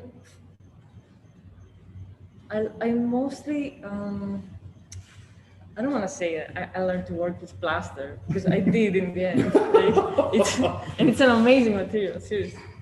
But what I learned is like maybe not trust the process, but because I was really skeptical about it, in the end it trust the process. Like, okay, the AR doesn't work. You'll find another way, and in the end, it turned out to be, for me, conceptually, to tie with my what I was thinking of doing with the symbiosis, like working. It's like working with this, living with the sun, working with the sun. Like for me, that's what I maybe. And Marcelo and I both noted, for me, like that process, even if this process Eva was pursuing is an analog for like how she would intend to actually build this thing. At midterm, there was a kind of like a very generic quality to the object, right? And because it was kind of the usual output that we'd seen from these kind of MRI-based software going back like 20, 25 years when we used to use them for the swarm intelligence stuff, right? And the way that the massing and the kind of articulation and the physicality of this thing started to take on actual like unique aesthetic, I think was related to having to think through actually how this thing could come into existence, right? Like where if she's removing it out of the kind of an abstract theoretical, kind of stuff I used to help Carl Chu make, where there's like an algorithm that generates a thing and we just put it on the site and say building, even if we don't want to, I mean, I actually think there's some interesting parallels, especially because we were looking at like Ensemble Studios work, right, of like how Eva could actually produce these types of ecological terrains. The aesthetic qualities of it became a lot more kind of unique or specific to her work when she began to tackle this kind of workflow and kind of thinking through how to make these masses pile up on these columns, how could they carry water, how could they be integrated into the slabs and the articulation and so forth. Well, what I'm thinking about looking at the model there is that a representation or is that a simulation? Are you trying to simulate in small scale available to you the very same process of materialization that you're speculating with? That it would be some version of this at bigger scale, more labor, more whatever. Or is this a representation associated with aesthetics and ideas and concepts where you are trying to say my project is a kind of return to a kind of primitivism through technology? It's becoming primitive again, right? So in other words, it's almost a performance piece where the video of you working the sand is important. It's as much a part of the representation as that result is. It seems like a little bit of both, but something that is interesting is we use the word model in both ways. In general, I think in architecture, we like purely representational models, like corporate white plastic models, purely representational, we call that a model.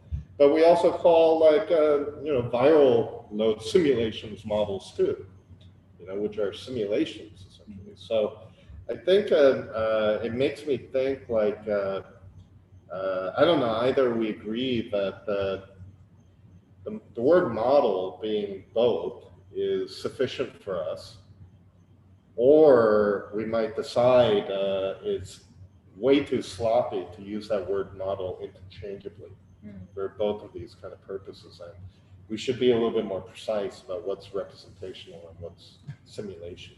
I think like along those lines, and it's Eva, you don't have to check with me before you decide if something's simulation or representation.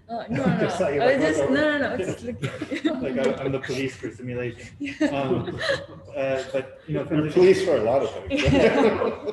but we specifically call them constructs rather than models, specifically to put into that space of them doing something to experiment with, the material production going back into their design, like rather than trying to build like a really polished, like representational model in the kind of traditional sense. So I guess to avoid that, we just never called them models this summer. I see still, nonetheless, even in the most extreme advanced studio investigations, this kind of weird habit we have where the students or even faculty feel like it's not a project yet because I haven't built a model. Almost as a kind of weird, I have to go through this physical gesture or else I just don't feel like it's finished, So I think that's, as long as it's not that, I think it's fine, But I think there are aspects of what you've done that could have gotten, I think, a lot more aggressively eco, you know? Like, look at your renderings, like, I mean, you could have done all kinds of stuff to that model, you know, where it is trying to be, it's restrained. You're trying to make it represent form, whereas I don't think the representation of form is the most interesting thing about that model. You know, I mean, like throwing shit in it, I think maybe even stuff living in it, that would be interesting, you know. And, a lot of discussions about this thing becoming a chia pet. Yeah, I think that's still the goal, but it just But I think if you were more embracing of it being a representation of your intentions and your ideas, I think you absolutely would have done that. It's this other interest of, I need this to be some kind of simulation of form, and I need the form to look precise. And I'm unhappy a little bit about how gritty it looks and how imprecise it looks, or maybe I do like it. I don't know. Like that kind of indecisiveness, I think, was a kind of obstacle in being more aggressive with it as a model. You know, so that's where I think it does matter a little bit, thinking through what we mean by that and what is it for. You know? Like the renderings, you have no issue with it, which is interesting to observe. Like your digital model and your renderings are aggressive. And it's very extreme, and I like them a lot. You know. So, but with that object, I'm not quite sure what it was for. It feels like it could have been more, you know. I think, I mean, maybe just to, oh, sorry, David. No, go for it. Marcelo. Yeah, I mean, just to, I've been thinking kind of the point that David and you were making, Casey, and you know, that this project for me has like obviously the kind of the set kind of opposition between, I don't know, architecture or any sort of artificial construction and nature, let's say, or the wild. I mean, that's clear, it's been said. There's also kind of another subtext for me, and we'll come back to this idea of the model, which is the certain rationale, maybe kind of a top-down from studio, machine, you know, that the student is using, but also the kind of, I don't know, certain need of like doing something different vis-a-vis the model. I mean, this reminds me a little bit of like Frederick Kissler, you know, that there was some ideas that he would put forward were more scientific, ideas of correalism and so on. And then he would build these insane models. He would photograph himself into the model. A bit of mysticism in a way. You either believe it or not, you know. And I think there was a little bit of, you know, both in there, and which indicates to me that this other dichotomy, which again I'm talking more like, you know, building an architect here, building a thinker, you will have to sort of grapple. But I think in that tension, you know, I mean, it could go more in the sense of a kind of quote unquote art, you know, or I mean, this is obviously part of it. It reminds me of Kissler again. Or in the kind of more computing, but I think in between there is probably a happy medium that is not resolved, which I think is where the project is at its best for me. You know, like I've seen everything you've done before, and there's always been this sort of tension. It's funny how much time you spend today trying to kind of sort of legitimize what you're doing, and I was like, I mean, all great, but just like show me the money, you know, like, and when it gets to it, it's pretty fantastic in a way. And you could still see the fight between, you know, between the parts, the kind of assembly and so on, and some things that are completely unexplained but beautiful in terms of what your project is doing. So I don't know what you do with it, but I think it's I mean, with this criticism, but I think it's something that has to do deeply with the way you work, you know, and not to make this about subjectivity of the way you work. You know, I think David made an important point in terms of the model. But I think there's something there that for some reason is you know, that I will associate with your kind of innate intuition that you wanted, that you wouldn't want to make a thing that was just like, as Casey was saying, and we critiqued last time, a kind of pancake. It needed to have some kind of shape. And I think that shape is not it's not accessory, you know, it actually really changes things. And if the model or your kind of little sculpture projects help with that, so be it. I think it's important. I mean, maybe there's a way to try and rationalize that to make it more kind of synthetic, you know, and less oppositional, but great work. Thank you.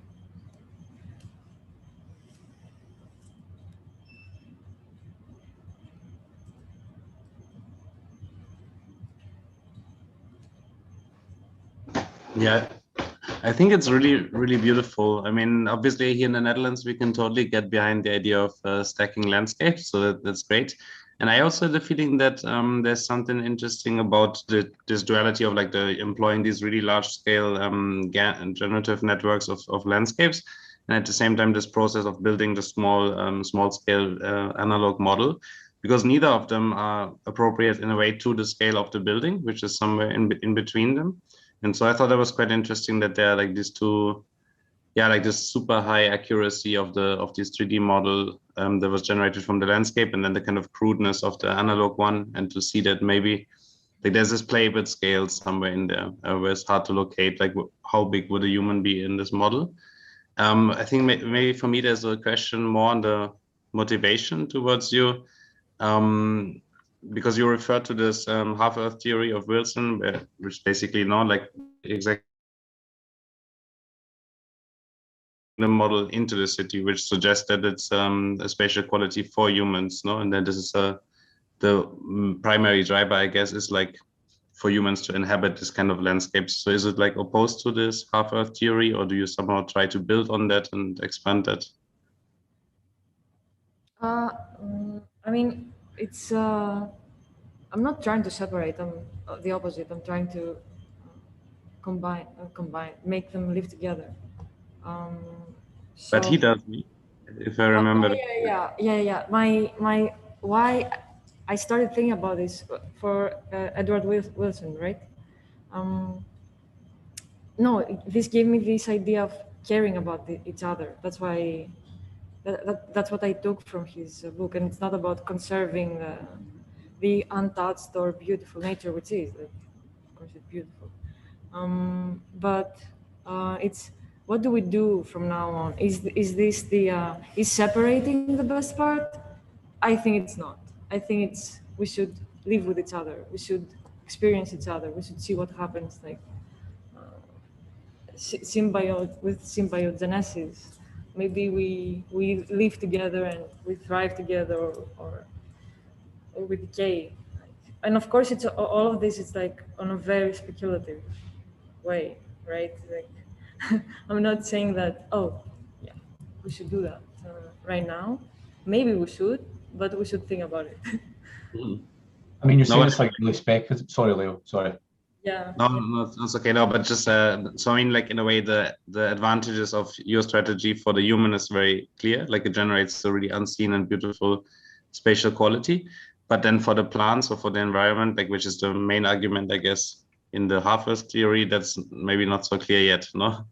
Yeah. I mean, I personally don't find you know, you talk about the buildings being speculative, but you know, some of Leo's colleagues have just built a massive mound of planted things in London very recently. So you know, these buildings or these things are being put out there. But I was really kind of like the title of your project, like Wild Building, I think is like a really interesting provocation, because can you build wilderness? I would say like as a kind of first thing. But I think the way that we bring, let's use the term nature, the way that we bring nature into our cities is very much a kind of like, you know, I would call it nature design. It's very controlled, it's very potted, it's very manicured. And I think to have spaces in our cities that have no function, you know, there's no tickets, it's something that is there just to be there.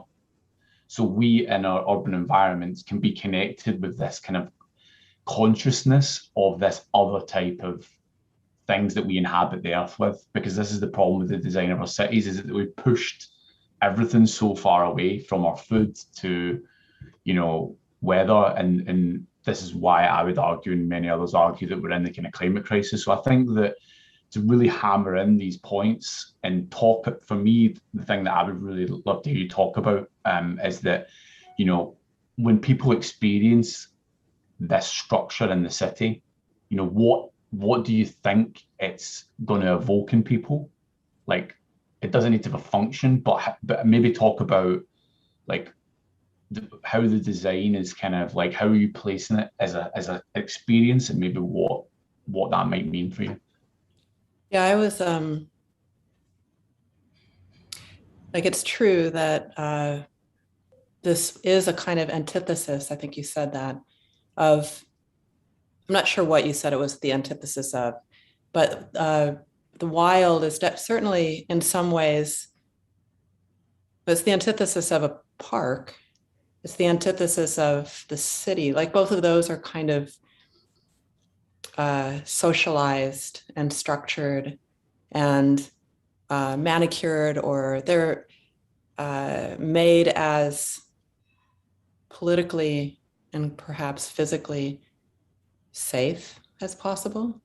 And this seems to be other than that too, right? Like, I was wondering in terms of the kind of questions about how happy the plants might be in here, like how you might see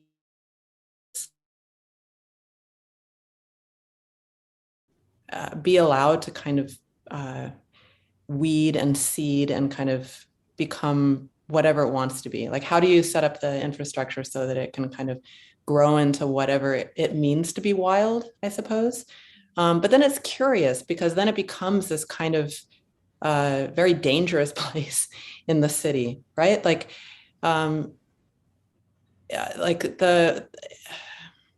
the forest is the place where travelers get lost.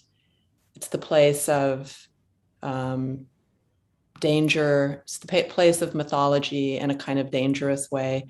Like it would be that. This would be the place where it would be an adventure, right? Like, but also perhaps dangerous too. I'm curious about how you might manage that, or how you might architecturalize that, or how you might, like, on the one hand, it could just be other, it could just be dangerous, but somehow that seems too easy. It also perhaps, I think at the moment, is kind of being ignored in terms of its kind of unusual relationship to the city. This kind of, again, it's this, it being a kind of antithesis, but not just as a type, or not just as a kind of generic understanding of a kind of planned city and a kind of the unplanned wild, or but the ways in which that you would bring something that is fundamentally kind of other into the city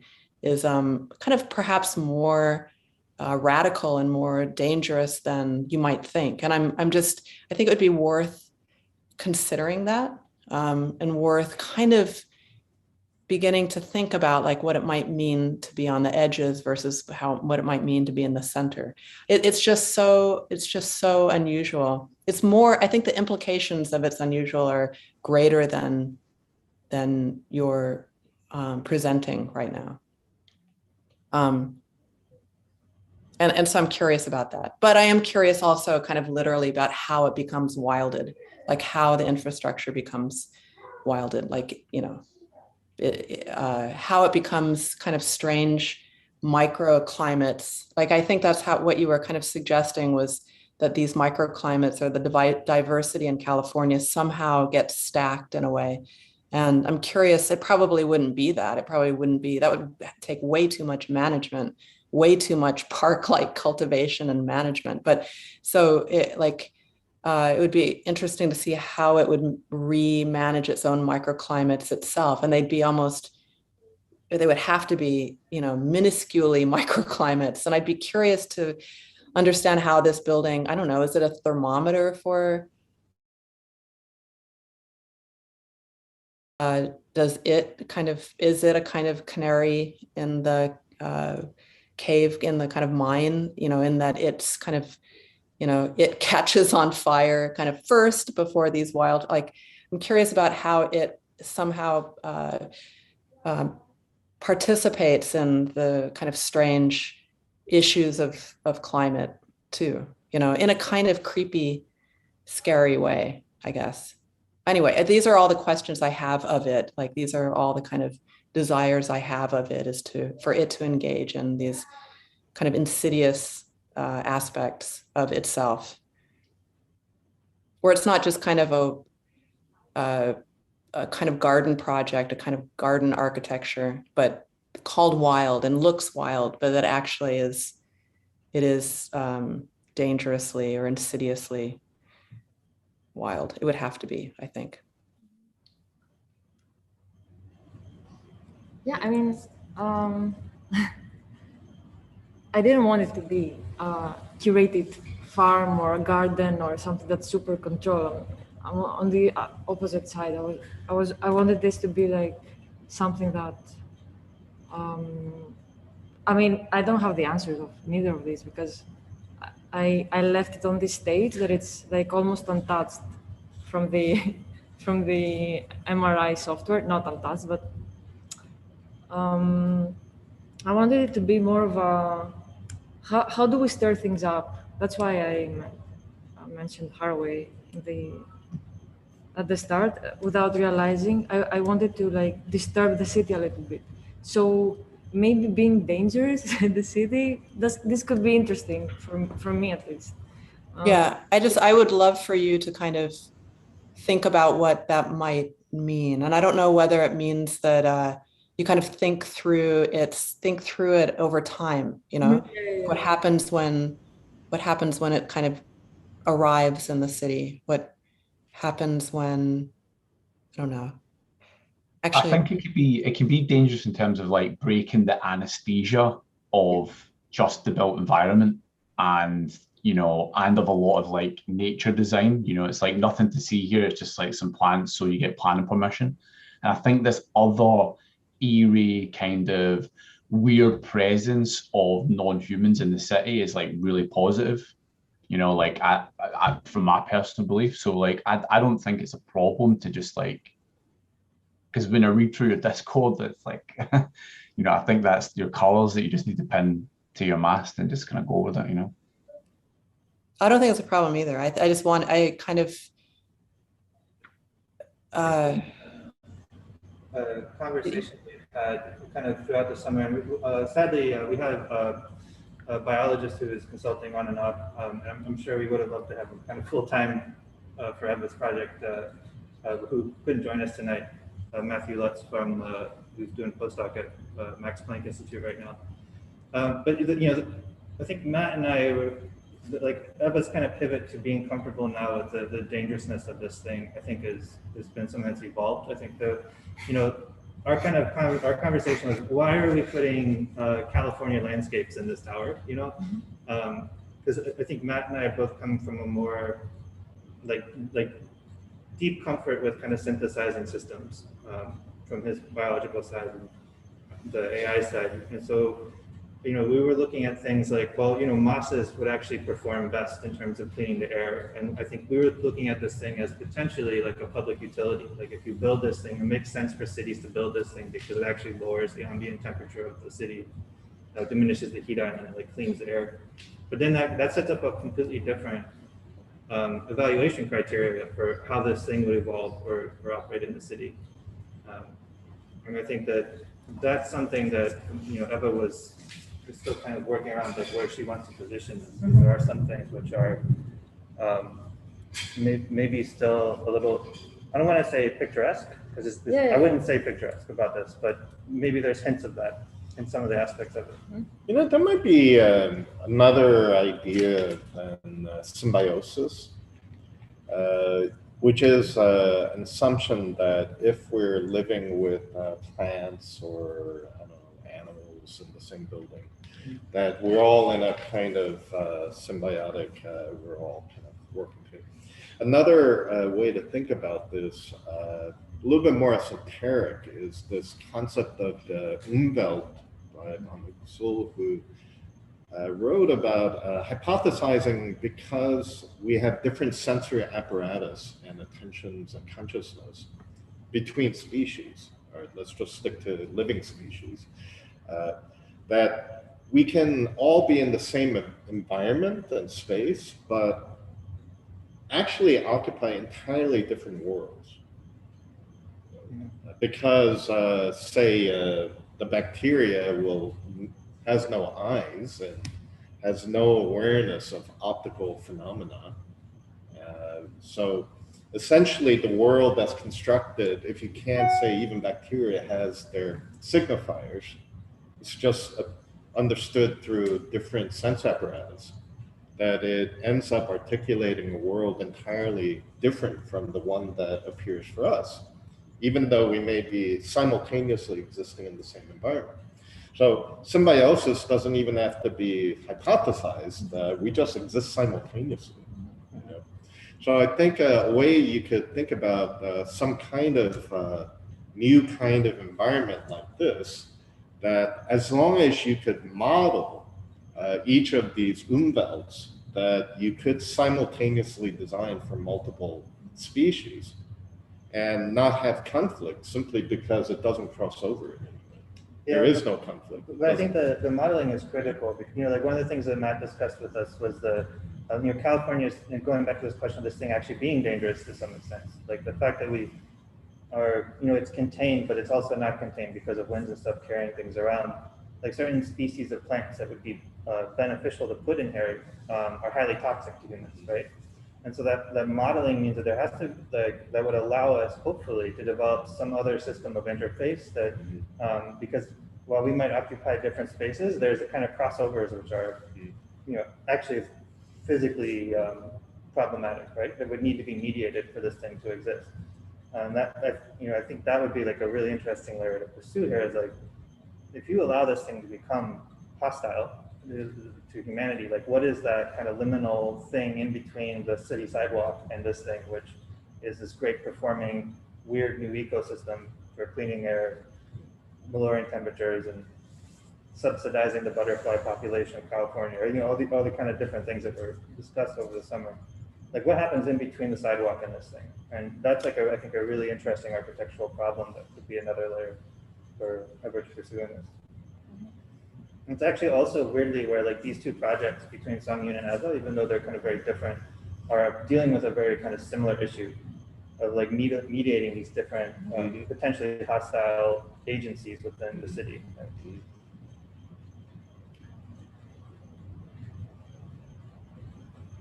Okay. So, sorry about that. Songyun, you have thoughts? Curtis, you have any thoughts? Well, yeah, I mean, I can chime in. Sorry, I'm having trouble hearing the conversation from the table. So maybe this is, I don't know, rehashing something that's already been talked about. But I did want to maybe talk about the kind of what I see as a really interesting relationship between this project and Sangyun's that you just mentioned, Casey, in the way in which they, and Evelyn's project as well, I think, in the way in which they each use data in really distinctly different ways, right? So like Sangyun's, I really understood as a kind of device for mining data in a way. And Evelyn's really used data in a kind of generative sense. And I think this one is, in my mind, presents a really strange relationship to data in the sense that it's like, I think Eva, like at every moment in the process, there's a kind of rupture in which the data doesn't lead to the next stage of the process, but you have to make a decision. You have to make some kind of reaction. And I think for me, the model was the kind of clearest moment in that. But it presents like, I don't know, it's like a kind of non-linear relationship to data that I'm still having trouble grasping a little bit, but I find really compelling in this project and maybe distinctly different from the three projects that we see here. They're all really intensive uses of data, but have really different politics in terms of how they incorporate that data, and I find that really compelling. Yeah.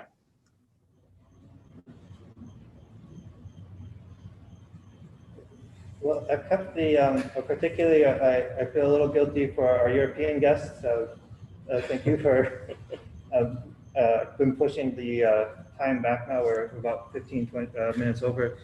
Maybe we have like 5 minutes of any closing points you might have, and then we can call it a night.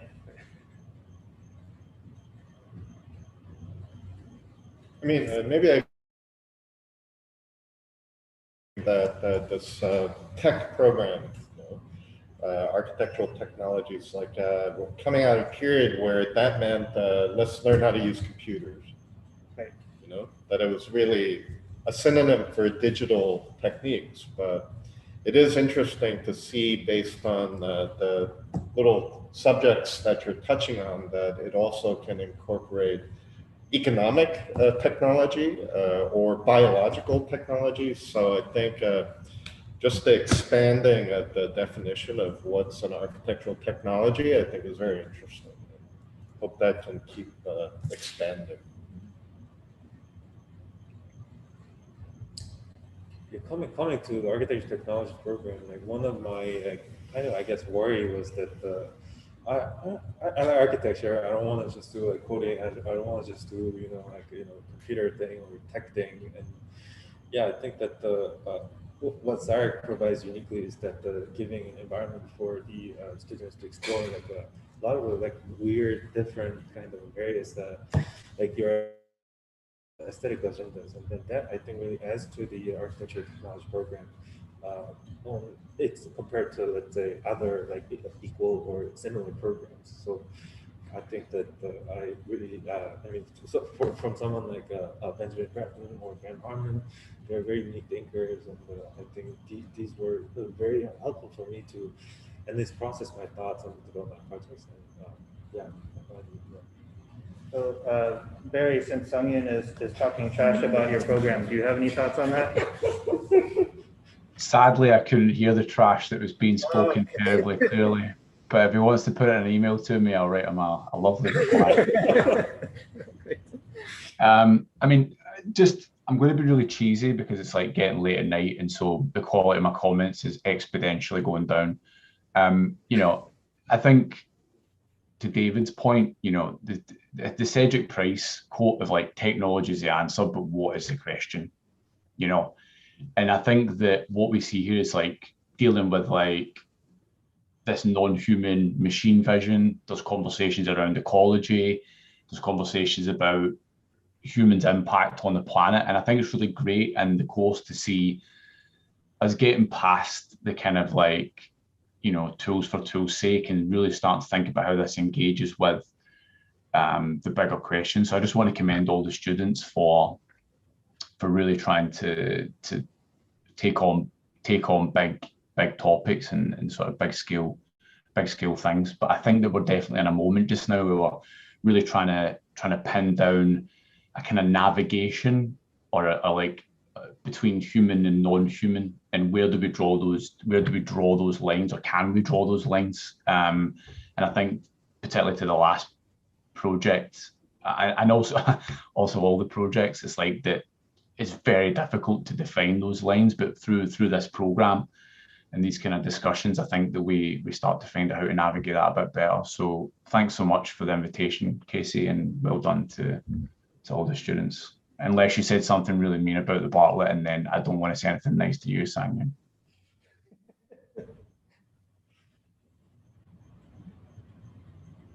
Great. Well, if there's no more thoughts, I really appreciate you guys, especially those of you in Europe. Well, I also appreciate you guys here in LA for sticking around later than I promised. I really appreciate all the comments and participating in our first try. We ran late because I couldn't get the camera set up correctly, but we really appreciate all the feedback and the conversation. And great job, Evelyn and Eva and Sangyeon. Okay. Yeah.